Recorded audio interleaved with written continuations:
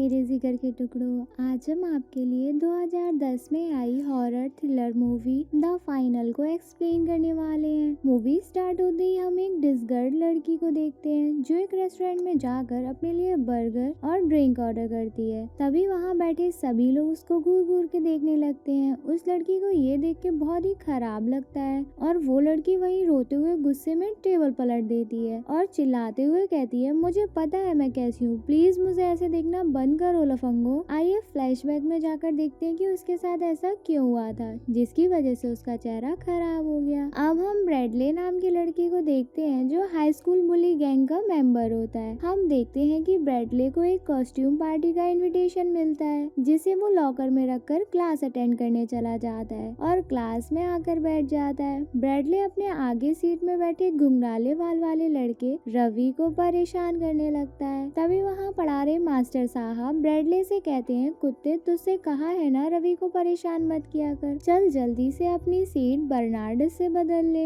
दरअसल ब्रैडले और बर्नार्ड एक नंबर के निहायती चिराड होते हैं। वो बर्नार्ड भी रवि को परेशान करने लगता है लेकिन बेचारा रवि उन लोगों का कुछ नहीं कर पाता। फिर हम स्कूल की 3 हूर की परियां हैदर, ब्रिजेट और केली को देखते हैं जो कॉस्ट्यूम पार्टी की बात कर रही होती हैं। वहीं हम डैन नाम के लड़के को देखते हैं जो अपने दोस्तों से कॉस्ट्यूम पार्टी के बारे में कुछ प्लान करने की सोच रहा होता है। अब ये तीनों चमरियां एमिली को परेशान करने लॉकर रूम पहुंच जाती हैं और उससे टॉन्ट यानी कि ताने मार मार के परेशान करने लगती हैं। एमिली बेचारी इन लड़कियों से परेशान होकर रोने लगती है और वहाँ से भाग जाती है। नेक्स्ट सीन में हम कैंटीन में बैठे आउटकास्ट ग्रुप को देखते हैं। इस ग्रुप में रवि, एमिली, डैन, जैक और एंडी होते हैं जिन्हें लगातार बुली किया जाता है, मतलब परेशान किया जा रहा था और ये लोग कुछ भी नहीं कर पाते क्योंकि ये लोग कमजोर होते हैं। तभी कैंटीन में बैठे भड़वे गैंग के मेंबर में एक लफंगा रवि पर जूस का पैकेट फेंक के मारता है। रवि जूस का पैकेट उन्हें वापस करने जाता है लेकिन वो रवि को गाली देकर भगा देता है। वहीं आउटकास्ट ग्रुप के मेंबर आपस में डिस्कस करते हैं और कहते हैं साले भड़वों को सबक सिखाना ही पड़ेगा क्योंकि भड़वे गैंग के लोग ने आउटकास्ट ग्रुप की नाक में दम कर दिया था। दरअसल ये कॉस्ट्यूम पार्टी किसी और ने नहीं बल्कि आउटकास्ट ग्रुप ने ही ऑर्गेनाइज की होती है और किसी को अभी तक पता नहीं था कि वो पार्टी किसने ऑर्गेनाइज की है। अब आगे हम एक लड़के को देखते हैं जिसका नाम कर्टिस होता है जो कि इन लोगों का क्लासमेट होता है। कर्टिस एक अच्छा लड़का था और उसे सब कोई पसंद भी करता था। कर्टिस आउटकास्ट ग्रुप के पास जाकर उन्हें अपने वीडियो शूट में इनवाइट करता है और फिर भड़वे गैंग को भी इनवाइट करता है। अब हम नेक्स्ट सीन में देखते हैं कि सब लोग कर्टिस के वीडियो शूट में पहुंच जाते हैं। वहां रवि अपना एक कैमरा लाया होता है ताकि वो कर्टिस के बिहाइंड द सीन ले सके। वहीं रवि अपने कैमरा का लेंस साफ करने बाथरूम में चला जाता है। तभी वहां ब्रैडले और बर्नार्ड भी पहुंच जाते हैं। वो लोग रवि को मारने लगते हैं और उसका कैमरा भी तोड़ डालते हैं। तभी वहां डैन भी पहुंच जाता है। टूटा हुआ कैमरा देखकर डैन ब्रैडले और बर्नार्ड से पूछता है, ये कैमरा कैसे टूटा, तुमने तोड़ा है? तो वो दोनों डैन को भी मारने लगते हैं। वहीं आगे जब सब क्लास अटेंड कर रहे होते हैं तो भड़वे गैंग का मेंबर माइल्स एंडी की बुक में थूक देता है और चुपके से वापस उसके पास रख देता है। ये चिरान लोग को भी मौका नहीं छोड़ते थे आउटकास्ट ग्रुप के लोगों को परेशान करने के लिए। अब अगले दिन रवि कर्टिस से कैमरा टूट जाने की वजह से माफी मांगता है क्योंकि रवि उसके बिहाइंड द सीन कैप्चर नहीं कर पाया था। कर्टिस कहता है तुम्हें माफी मांगने की कोई जरूरत नहीं है, इसमें तुम्हारी कोई गलती नहीं थी। वहीं कर्टिस को ब्रैडले मिल जाता है। वो उसके पास जाकर कहता है कि आउटकास्ट ग्रुप के मेंबर को परेशान करना बंद कर दो। ब्रैडले कहता है कर्टिस तेरी क्यों लाल है और फिर दोनों एक दूसरे को लतिया डालते हैं। नेक्स्ट सीन में अब हम डैन और जैक को देखते हैं जो आज रात होने वाली पार्टी की तैयारी कर रहे थे क्योंकि ये पार्टी किसी और ने नहीं बल्कि आउटकास्ट ग्रुप ने ही अरेंज की होती है लेकिन इस बारे में भड़वे गैंग को कोई भनक तक नहीं थी। अब आगे एमिली, जैक, रवि, एंडी और डैन आपस में बात करते हैं और कहते हैं आज तक हमने जितनी जिंदगी जी है उसका कोई मतलब नहीं रहा, नरक से भी बदतर जिंदगी है हमारी, लेकिन आज के बाद ऐसा नहीं होगा। दरअसल आउटकास्ट ग्रुप ने भड़वे गैंग से बदला लेने का डिसाइड किया होता है और वो आज रात कॉस्ट्यूम पार्टी में हॉरर फिल्मों से लिए लेसन से ओल्ड कल्चर में होने वाली टॉर्चर मेथड के जरिए उनसे बदला लेने वाले थे जिसे देखकर उन लफंगों के गैंग की रूह कांप जाएगी और आज के बाद वो किसी के साथ ऐसा बर्ताव करने के लायक नहीं रहेंगे। वहीं पार्टी का समय होते ही सब लोग कॉस्ट्यूम पहनकर पार्टी के लिए निकल पड़ते हैं और ब्रैडले एक्साइटमेंट में गाड़ी कराते हुए चलाने लगता है। तभी उसका पीछा एक पुलिस वाला कर लेता है और ब्रैडली को रोकता है। पुलिस वाले को देखकर ब्रैडली की फट जाती है। पुलिस वाला उसको वार्निंग देकर छोड़ देता है और कहता है अगर दोबारा तुमने ऐसा किया तो याद रखना यहाँ तुम्हारा पप्पा खड़ा है। फिर इसके बाद हम डैन और उसके दोस्तों को देखते हैं जो कॉस्ट्यूम पहनकर तैयार हो जाते हैं। पार्टी शुरू होती है और सब लोग दारू शारू पीकर हड़प्पन दिखाने लगते हैं। अब आगे रवि, डैन और बाकी सब लोग भी ये देखते हैं कि वहाँ पर कर्टिस भी आया होता है। सब सोचते हैं कि जब कर्टिस को बुलाया नहीं गया तो आया कैसे, क्योंकि यहाँ पर सिर्फ उन्हीं लोगों को बुलाया गया था जो डैन और उसके दोस्तों को परेशान करते थे। तभी एंडी कहता है कि मैं जाकर उससे बात करता हूँ, तो डैन मना करता है कि कर्टिस पार्टी में आ गया है तो उसे यहीं रहने दो। इसके बाद एंडी एमिली को केमिकल देता है जिससे एमिली सारी ड्रिंक्स में मिला देती है और सबको बांट देती थी। सब लोग ड्रिंक्स पीकर कुछ देर बाद सुध-बुध हो जाते हैं। अब हम डैन और उसके दोस्तों को देखते हैं जो अपनी पहली वाली ड्रेस चेंज करके भयानक रूप वाली कॉस्ट्यूम पहन लेते हैं। अब बुली गैंग के सभी मेंबर्स धीरे धीरे बेहोश हो जाते हैं। फिर हम डैन और उसके दोस्तों को देखते हैं जो सबके मोबाइल चाबी इकट्ठा करके एक बैग में भर देते हैं ताकि यहाँ से कोई भाग के ना जा पाए। फिर सब लोग अपने अपने वेपन लेकर बुली गैंग से बदला लेने के लिए रेडी हो जाते हैं और अब तेज म्यूजिक भी बजा दिया जाता है जिसमें सब लोग होश में आ जाते हैं। होश में आते ही बुली गैंग के मेंबर्स देखते हैं कि वो सब चैन से बंधे हुए हैं। डैन कहता है अगर आप लोग तैयार है तो चलिए आज का कार्यक्रम शुरू करते हैं। डैन भाषण देते हुए कहता है आज का कार्यक्रम बहुत खास है, तुम लोगों के लिए एक बहुत अच्छी खबर भी है और एक बहुत बुरी खबर भी है। देखो हम लोग तुम्हें मारेंगे नहीं, लेकिन बाद में तुम्हें ऐसा भी लग सकता है कि काश हम मर ही गए होते। वैसे जितना उद्यम आज तक तुम लोगों ने दिखाया है उस हिसाब से तुम्हारे लिए वो सजा बिल्कुल सही है। ये सब सुनकर माइल्स को लगता है कि ये कोई प्रैंक है, सब झूठ बोल रहे हैं और वो जोर जोर से हंसने लगता है। डैन खिसिया जाता है और तुरंत उसके मुंह में शॉट मार के जख्मी कर देता है और साले चुचंदी को घसीटकर एक कमरे में फेंक देता है। फिर डैन उन सब से पूछता है कि किसको अपनी जान प्यारी है और कौन यहाँ से जाना चाहता है। जो भी यहाँ से जाना चाहता है जा सकता है, मैं एक आदमी को यहाँ से जाने दूंगा। कुछ देर बाद एक लड़का हाथ उठाता है और कहता है मैं यहाँ से जाना चाहता हूँ और साथ में अपनी गर्लफ्रेंड नाडिया को भी ले जाना चाहता हूँ। डैन कहता है यहाँ कोई ऑफर नहीं चल रहा है, बाई वन गेट वन मिल जाए, तुझे जाना है तो जा। फिर वो वहाँ से भाग जाता है और एक ट्रैप में फंस जाता है और बुरी तरह से घायल हो जाता है। उसे पता नहीं था बाहर जाते ही रास्ते में डैन के लगाए हुए ट्रिपलेट्स मिल जाएंगे। तभी वो उसे पकड़ लेते हैं और वापस पार्टी हॉल में छोड़ जाते हैं। इसके बाद उसको भी घसीट के उसी कमरे में फेंक दिया जाता है। फिर हम मूवी में आगे देखते हैं कि रवि बर्नार्ड को एक नई लिक्विड पिलाने की कोशिश करता है, लेकिन बर्नार्ड नई नवेली गर्लफ्रेंड की तरह कुछ भी पीने से मना करता है। वो उसका आका माका पड़ाका करने लगता है। रवि को बहुत गुस्सा आ जाता है और वो उसे ताव में आके पीठ में रामपुरी चाकू भोंक देता है और फिर जबरदस्ती लिक्विड पिला देता है जिससे बर्नार्ड को तुरंत लकवा मार जाता है। अब ना ही वो कुछ बोल सकता था ना ही कुछ कर सकता था, सिर्फ महसूस कर सकता था। फिर रवि वहाँ से कर्टिस की साइड जाता है और चाबी गिरा देता है ताकि कर्टिस वहाँ से भाग सके। अब एमिली बर्नार्ड के पास जाती है और उसके चेस्ट में लंबे लंबे सूजे घुसा देती है और फिर उसको भी घसीट के उसी रूम में डाल देती है। इधर कर्टिस चाबी से खुद को आजाद कर लेता है और वहाँ से भाग जाता है। तभी डैन उस पर गोली चलाने की कोशिश करता है लेकिन रवि उसको धक्का मारकर गिरा देता है। फिर डैन को लगता है कि रवि ने उसको धोखा दिया है, इसलिए डैन रवि को चाकू भोंक के मार डालता है। यहाँ तो पड़ गया दांव उल्टा, बहुत बड़ा पंगा होने वाला है अब तो। उधर कर्टिस भागने लगता है, तभी उसका पीछा ट्रिपलेट्स करने लगते हैं। कर्टिस भागते भागते पुलिस की गाड़ी की तरफ हेल्प हेल्प चिल्लाते हुए उसके पास पहुंच जाता है और वो पुलिस वाला कर्टिस की बात समझ ही नहीं पाता है और 3-5 करने लगता है। तभी ट्रिपलेट्स उस पर गोली चलाते हैं और गोली पुलिस वाले पर लग जाती है और वो मर जाता है और कर्टिस पुलिस की बंदूक लेके वहाँ से 9-2-11 हो जाता है। वहीं आउटकास्ट के मेंबर हैदर को अपना नेक्स्ट टारगेट बनाते हैं। एमिली हैदर को बांधकर उसके चेहरे पर एक पेस्ट लगाने लगती है। ब्रिजेट पूछती है कि ये तुम हैदर के साथ क्या कर रहे हो, तो डैन कहता है कि ये एक स्पेशल पेस्ट है जिसे लगाते वक्त तो ये बहुत ठंडा लगेगा लेकिन कुछ देर बाद पूरी स्किन जलने लगेगी और ये पेस्ट पूरा फेस खा जाएगा और फिर हैदर वैसे ही दिखने लगेगी जैसे वो है, यानी कि बदसूरत, घिनौनी और काले दिल वाली। ब्रैडली उन लोगों से कहता है कि तुम लोग अपना चेहरा क्यों छुपाए हो, तुम लोग डरपोक हो, कायर हो। तो डैन कहता है डरता तो मैं अपने बाप से भी नहीं हूँ और मास्क उतार देता है। ब्रैडली डैन को देखकर कहता है कि अबे बहन के पपीरी तुम। उधर कर्टिस हेल्प मांगने एक आदमी के घर पहुंच जाता है जिसका नाम पार्कर होता है। पार्कर कर्टिस के हाथ में गन देखकर उसे दूर हटने के लिए कहता है पार्कर को लगता है कि ये कोई चुट्टा है और चोरी करने आया है। पार्कर को उसकी बातों पर भरोसा नहीं होता और फिर पार्कर कर्टिस को बंदूक की बैत मार के बेहोश कर देता है और अंदर ले जाकर एक चेयर से बांध देता है। इधर ब्रिजेट एमिली से अपनी गलतियों की माफी मांग रही होती है और कहती है हम लोगों को यहाँ से प्लीज जाने दो। एमिली कहती है मैं तुम्हें जाने तो दूंगी लेकिन तुम्हें मेरा एक काम करना पड़ेगा, तुम्हें ब्रैडले की सारी उंगलियां काटनी पड़ेंगी जिसके बाद तुम यहाँ से जा सकती हो। फिर एमिली उसे कटर देती है और ब्रिजेट कहती है कि मैं ऐसा नहीं कर पाऊंगी। एमिली कहती है तुम करो या ना करो लेकिन ब्रैडले जरूर ऐसा करेगा। फिर एमिली ब्रैडले से ब्रिजेट की उंगलियां काटने को कहता है। ब्रैडले कहता है अगर मैं ऐसा नहीं करूंगा तो ये लोग मुझे मार देंगे और वो उसकी 2 उंगलियां काट देता है। इसके बाद फिर एमिली कहती है अगर तुम जाना चाहती हो तो ब्रैडले की सारी उंगलियां काट डालो। इस बार ब्रिजेट मान जाती है और ब्रैडले की उंगलियां काटने की कोशिश करती है लेकिन वो कहती है मैं अपने दोस्तों को चोट नहीं पहुंचा सकती, मैं किसी को दर्द नहीं दे सकती। वहीं एमिली ब्रिजेट के भी वही पेस्ट लगाती है जो हैदर के लगाया था जिससे ब्रिजेट का फेस पूरी तरह से जल जाता है और वो दर्द से तड़पने लगती है। इधर कर्टिस को होश आता है और वो सब कुछ पार्कर को बताता है लेकिन पार्कर उसकी बातों पर भरोसा नहीं करता और खुद ही सच पता लगाने जंगल की तरफ आ जाता है। तभी उसका पैर एक ट्रैप में फंस जाता है और ट्रिपलेट्स का एक लड़का पार्कर को देखने आता है। तभी पार्कर अपनी बंदूक से उस पर गोली चला देता है। इधर कर्टिस अपने आप को आजाद कर लेता है और तुरंत पुलिस को इन्फॉर्म करता है। वहीं डैन ब्रैडले से कहता है तुमने मेरी जिंदगी बर्बाद कर दी, मुझे बचपन से परेशान कर डाला है, आज मैं तुम्हारी सारी खुशियां छीन लूंगा जिसके बाद तुम ना कभी अपना औजार चला पाओगे और ना ही किसी से उसकी पॉलिश करवा पाओगे। इसके बाद डैन उसके स्पाइनल कॉर्ड में चाकू घुसा देता है जिससे वो तुरंत पैरालाइज हो जाता है। उधर हम देखते हैं गोली की आवाज सुनकर पार्कर के पास एक और ट्रिपलेट पहुंच जाता है और पार्कर उसे भी मार डालता है। तभी वहाँ कर्टिस पहुंच जाता है। पार्कर कहता है मैंने तुम्हारी बात पर भरोसा कर लेना चाहिए था, जाओ अपने दोस्तों को बचा लो जाके, मैंने 2 लोगों को मार दिया है। इधर डैन अपना शिकार करने जा ही रहा होता है तभी वहाँ कर्टिस पहुंच जाता है। कर्टिस कहता है उन्हें छोड़ दो। डैन कहता है तुम यहाँ से चले जाओ, तुम अच्छे लड़के हो और हम तुम्हें नहीं मारना चाहते हैं। कर्टिस कहता है तुम लोगों को इससे क्या फायदा है, जाने दो उन लोगों को वरना मैं सच में गोली चला दूंगा।